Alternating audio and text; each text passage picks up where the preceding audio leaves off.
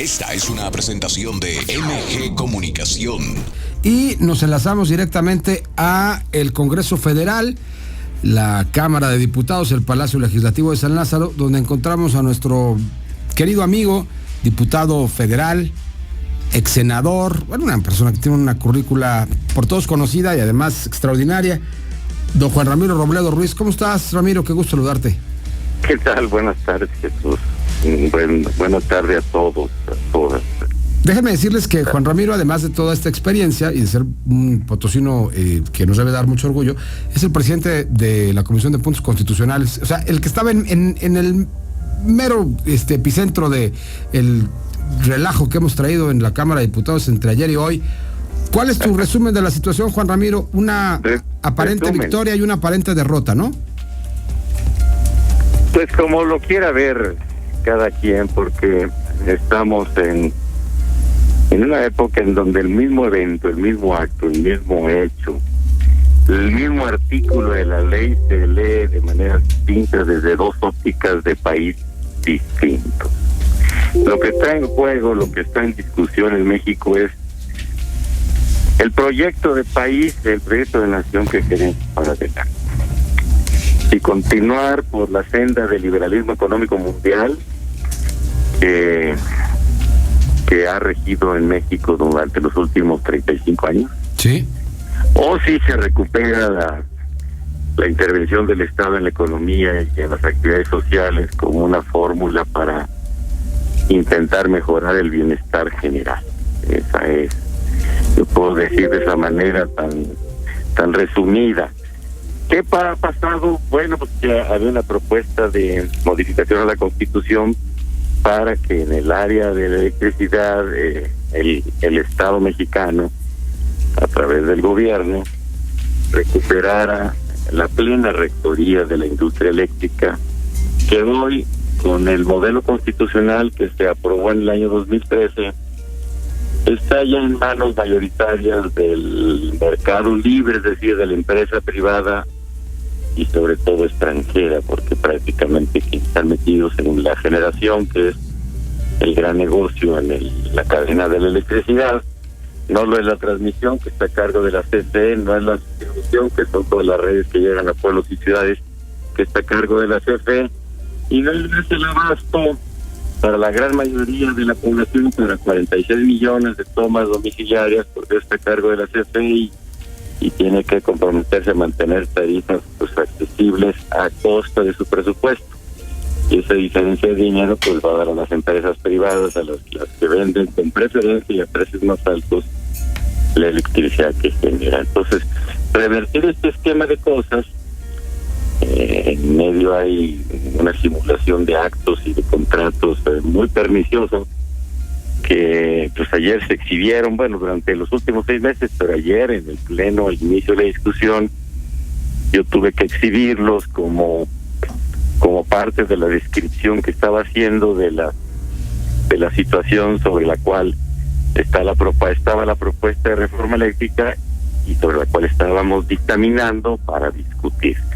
Entonces, el planteamiento es que el Estado recupere la plena regencia, la rectoría de toda la industria eléctrica, y para eso pues venían adicionalmente algunas otras cosas, que la CFE se fortaleciera, que desaparecieran los órganos reguladores, que se cancelaran los certificados de energía limpia, que son pues realmente un título bursátil que se usa para especular y que le cuestan un dineral a la CFE porque no le reconocen como energía limpia a las hidroeléctricas. Yo estoy del lado de quienes piensan que el Estado tiene una razón de ser, que es atemperar las injusticias y que debe intervenir porque el mercado libre simplemente no reparte el ingreso ni la riqueza, paga salarios muy pobres, evade impuestos y genera muchísimas utilidades que ojalá se queden en México, se van para afuera. Las utilidades de la General Motors, de la Ford, de las energías, de las empresas Energy, Iberdrola, de las mineras canadienses, y muy bien, pagan salarios medianos, pero se van para afuera las utilidades. Yo creo que el mercado libre en algunas áreas sí puede funcionar, pero en las que tiene que ver con la estrategia de la economía, por ejemplo, la electricidad, tiene que ser el Estado el que tome el control. Y si tenemos una empresa nacional fundada hace muchísimos años, que durante décadas le dio abasto completo a México, que la estamos relegando con sus instalaciones, con sus 270 plantas de producción, entre ellas muchísimas 60 hidroeléctricas, y con 90,000 empleados, y haciéndola a un lado, orillándola a que desaparezca para dejarle el mercado a las empresas extranjeras, pues a mí me parece que esto es indebido e inconveniente para México. Lo de que hay una disputa por las energías limpias y las sucias, eso no es cierto. Eso es una venta que se hizo como mercadotecnia política patrocinada por las empresas extranjeras. De verdad, el meollo era quién se queda con el gran mercado de generación eléctrica en México. Y la propuesta fue quitárselo a las empresas extranjeras. Yo no sé qué pasó con el PRI, porque estaba apalabrado de que iba a votar a favor, porque en el PRI hay todavía mucha ideología nacionalista, porque los tecnócratas del tiempo de los últimos gobiernos, pues prácticamente están fuera del PRI, nunca fueron militantes, eran más bien personas creadas en la carrera civil de la administración pública en áreas de sobre todo las finanzas, de los temas hacendarios, pero en la militancia del PRI, pues ahí hay mucho nacionalista y están muy de acuerdo en eso. Se le hicieron 9 cambios importantes a la iniciativa, 9 cambios. Las propuestas que tenía PRI, PAN y PRD y hasta MC estaban comprendidas o en lo que ya decía el presidente o en los cambios que se hicimos. Fíjese, para demostrar lo que estoy diciendo, pasó lo siguiente. A ver. En medio de la discusión y de la votación en Comisiones Unidas, Energía y Puntos Constitucionales del día 11, del lunes 11, en medio de eso llegó un voto particular de un diputado de Jalisco del MC. Y el voto particular es una especie de iniciativa aparte. Y si el dictamen principal se rechaza en lo general, pues se va y simplemente ya se desecha. Y enseguida debe discutirse el voto particular, si lo hay, como si fuera una iniciativa paralela. Bueno, pues yo me di cuenta que el voto particular de MC prácticamente era igual al del presidente, con algunos cambios. Se lo dije a los dirigentes del grupo de Morena, y caramba, pues se admiraron mucho porque nadie se había puesto a discutir eso. Y entonces fuimos con MC, a ver, tu voto está muy parecido, si lo sostienes, pues lo vamos a votar a favor. Ah, qué bueno, muy contentos al principio los autores del voto particular. No, pues al ratito lo retiraron. Es decir, fue una posición partidista política la que asumieron los grupos opositores, ventilados con las empresas o patrocinados por las empresas privadas. ¿Hay sustento en esto, Ramiro? O sea, ¿tiene alguna prueba donde Iberdrola o FEMSA o cualquiera de estas empresas haya pagado a los diputados en bloque o en persona? No, yo único que les haya pagado a los diputados.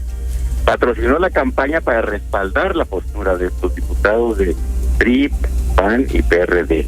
Patrocinó muchísimas campañas en medios, muchísimas en redes, y les pagó asesores. Uno de ellos, que fue sorprendido ahí, que se metió subrepticiamente el día 11 de abril, pues bueno, alguien que había participado en los foros de Parlamento Abierto, por cierto, en uno que yo dirigí, y es una persona muy calificada, pero pues del lado de las empresas, y desde luego está asesorando ahí al PRD, y otros más están asesorando al PRI y al PAN.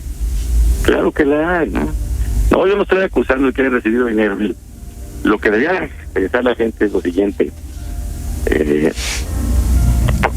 ¿Por qué, pese a que no había ya el acuerdo final con el PRI y con parte del PRD, de todos modos se llevó, a sabiendas de que no había los votos, al Pleno? Bueno, pues porque hay una forma de entender las cosas distintas. En los últimos años, con la mentalidad de los gobiernos, sobre todo del PRI y del PAN, que fueron muy parecidos, Fox y León gobernaron más o menos con las mismas formas, prácticas y esquemas políticos que como lo había hecho el PRI, sí, como lo volvió a hacer el PRI. más o menos no alterar las cosas, bueno, pues todo era negociable, resultados electorales por votos en la Cámara o maletas de dinero. En este caso, pues lo crean o no lo crean, el presidente no negocia nada de eso. Simplemente si les parece que por sus propios méritos la iniciativa de reforma debe pasar, si les parece que la nación es la que debe discutir la energía eléctrica, voten por ella. Si hay que ajustarle cosas, se los ajustamos. No es cierto eso de que no le quite ninguna coma. Pero no quieran negociar otra cosa. Simplemente por eso no hubo negociación. Porque lo que se pedía era intransitable. Iba a decir otra palabra. Dígala. Impúdico. Es usted un caballero. Imagínese, se anda reprimiendo por decir impúdico, debería escucharnos todos los días. Ramiro, ya nos vamos. Nada más, una última cosa importante. Sí. ¿Por qué defender el litio como les defendieron hoy? Finalmente hoy... Bueno, es que eso es muy importante porque es el mineral del futuro, es el que puede servirle a la transición energética al mundo. Hoy la energía eléctrica no es acumulable más que a muy pequeña escala. Al momento que está funcionando una hidroeléctrica, una geotérmica, en ese momento se sube a la red la energía, y en ese momento instantáneamente se está consumiendo en otra parte del país. Si la cascada de Malpaso está aventando energía, en ese momento en Monterrey o en Reynosa están recibiendo la energía eléctrica. Hoy todavía no hay la ciencia y la tecnología para acumular a gran escala la electricidad. El litio puede lograrlo. No sé si a muy gran escala, pero sí a mediana escala. Entonces, el litio es un recurso del futuro. Entonces, por eso la propuesta tan importante de que se nacionalice. No es porque no sea nacional, porque si está en el subsuelo es nacional, dice la Constitución, sino para que se regule la forma de aprovecharlo, para que no haya concesiones a los particulares. El PRD proponía que se tratara igual que el petróleo, es decir, con rondas de licitaciones públicas internacionales. ¿Qué hubiera pasado? Que se repartirían otra vez entre chinos y europeos y gringos el litio de México en la medida en que se va a ir descubriendo y explorando y explotando. Eso y la resolución de la Corte que permite ahora revisar los contratos chapuceros, de eso no hablamos, Jesús. Permisos de autoabastecimiento simulado y venta de excedentes indebidos a la CFE a fuerza y a precios altísimos, permite ahora a la Corte que se revisen los contratos y los permisos, que se puedan anular o que se puedan renegociar. Con esas dos cosas, dije yo ayer a la hora de presentar el dictamen, prácticamente hay un dictamen paralelo. Entre la Corte y la iniciativa que va a mandar el presidente, va a ser casi lo mismo que esta reforma constitucional. Pero les conviene más a las empresas esta reforma constitucional, porque esta les reservaba en la letra constitucional el 46% del mercado de generación eléctrica. Ahora, quedamos, la CRE, la CFE y la CENER pueden anular muchísimos contratos y ningún problema de apagones, porque hay el doble de capacidad instalada de generación en este momento en México. Fíjese lo que estoy diciendo. Bueno, si todas las veces que uno trata de entender las cosas... Es muy complicado el tema. Puedo estar yo de acuerdo o no, y mucha gente, pero al menos...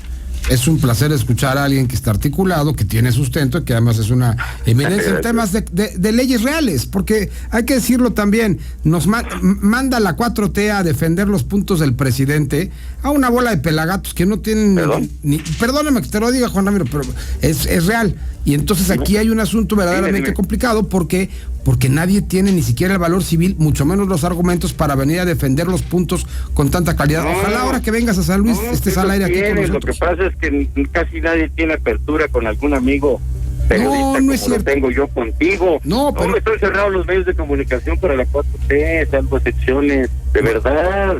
Bueno, yo te prometo que vas a estar muy pronto aquí con nosotros. Mira, de mayo en adelante RC esto va a tener mucho más tiempo. Yo voy los fines de semana, salgo ahí sábado y me regreso el domingo, el lunes en la mañana. Va. Pero voy a tener más tiempo porque platicamos de esto y de otras cosas. Gracias, Ramiro, te mando un abrazo.